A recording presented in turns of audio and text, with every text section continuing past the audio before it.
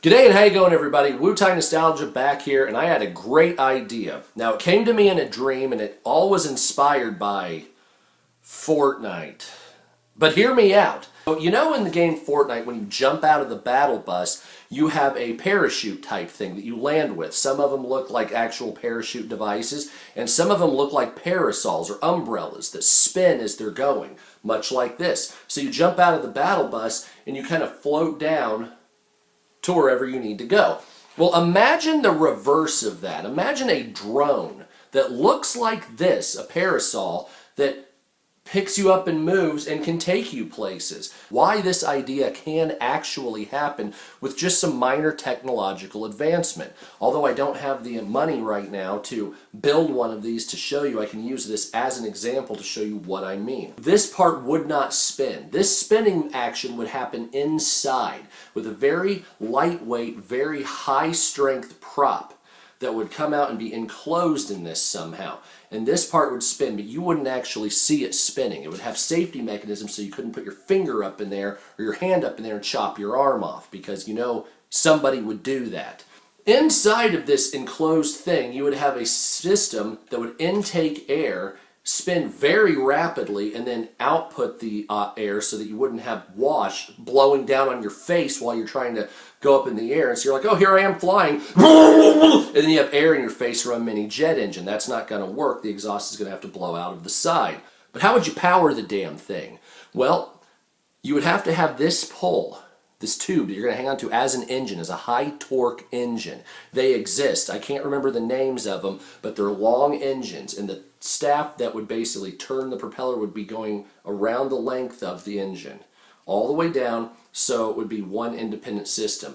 The battery that would power this thing is the actual problem right now, because battery technology is not advanced enough that I'm aware of to make this happen. Now, they do have batteries that are thinner than this piece of paper right now. NASA uses them. They actually exist, and you could wrap those all the way around the inside of this to hold battery charge, and you could plug it in much like you would an electric car. However, if you took one of these that was about 5 or 6 feet tall and put those batteries in it, it would not be able to generate the power to start it up and pick you up. Because let's be honest, you'd have to pick up 300 to 500 pounds. This is an American audience here, and a lot of fat people shop places, and if you're going to put a 400-pounder on this thing to go get their groceries, you better make sure it can lift 500 pounds. Once you get the battery technology strong enough to actually power a rotor and an engine that can lift a man or a woman off the ground, then you'd have to start looking at things like safety features.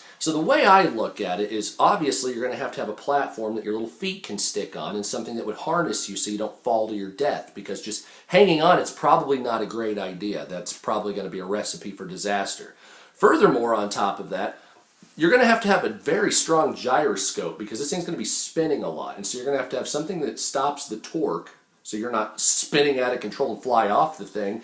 And then you're going to have something that keeps you level, because you don't want to be going like that into the ground. You want it to be moving forward and up and then slightly down. This is going to take a lot of safety features. Fortunately, we've been very good with quantum computing recently, so we should be able to do all this. So the way I look at it is, we put a gyroscope in here that keeps you level, we put all kinds of anti-torque things in it so you don't spin yourself to death, and we make the safety features so you cannot angle it more than 15 degrees, because what would happen is somebody would get on it, they'd be like, oh, this is great, and they'd go, and they would kill themselves instantly. So you would have to make it so you can't dive to where you're going down. You would have to always be okay. So that would be a safety feature.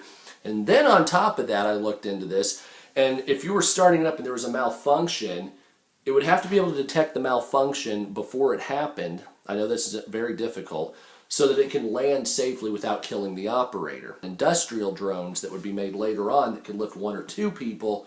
And I thought about this, as the technology advanced, you could have an industrial drone that can maybe lift 1,000 pounds, and it would be able to hover and turn so that you could have a platform, and then you could hang off of the platform sideways. So there's basically a drone hovering like this, and then you could go underneath and even work upside down to get under eaves and overhangs and things like that, as well as making giant amounts of product move from one place to another. The big problem with this is, other than the battery technology, is the fact of human stupidity. Now, there would be a lot of people that would probably take these things and drive them into trees and into other people and probably kill themselves with it. We don't want that to happen. So I would say there's going to be two versions of this that should be produced. One is an expert version where you would probably have to have a license to have one, something that you can prove that, yes, I know how to drive this without flying into a building. That would be a great idea. But we could also have beginner ones, if you want to call it that, where you have something like this and it would be able to strap you in, take you off to wherever you go, but we could have it attached to an iPhone or something like that, a smartphone, and you could put waypoints into it. So let's say you put waypoint 1 as your house, and then you can put waypoint 2 as the grocery store, 3 is the bank, 4 is your work, and then 5 is to grandma's house. And you're sitting in your front porch, you're like, you know what? I want to fly to work right now. So you get your drone out, which this would all have to be collapsible as well for space saving. So add that to a little difficulty there. So you go out, you unfurl your drone, you get on your iPhone, you're hooked all in, and you push waypoint 4, which would be your work or whatever, and it takes you off, and without you having to do anything, so you don't have to direct it, you don't have to accidentally kill yourself, it knows to take you off, set its altitude, maybe 70 or 80 feet, because it knows the level of the trees, because we have the technology to see that stuff, and it flies you to your work. And then when it gets close to work, it slowly yet carefully sets you down without breaking your legs or ankles. Then you pack it up a little bit, put it into maybe a drone storage facility at your job, if they have those at the time, and then there you go. No need for a car, no need for public transport whatsoever, no need for an airplane, no need for fucking anything. All you have to do is get the battery technology good enough to power this and plug the thing in. That's all you need to do. It would be really helpful also if the flight time of this thing would be at least an hour, maybe more. I would say 3 hours. And I know what you're saying, 3 hours of flight time at 500 pounds using only batteries. That is impossible.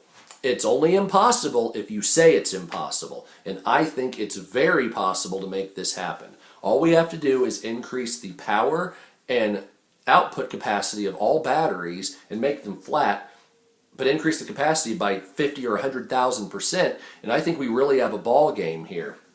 So just think about that. All you have to do is plug it in. You could eliminate all cars, all public transport, and it would be very simple. And it's as simple as a parasol in the game Fortnite. That's all I have to say about it. And if you think it's a great idea, for God's sake, send it to Elon Musk. Give me 10% of the profits and one of these, and we'll call it a day. Thanks for watching. Peace out.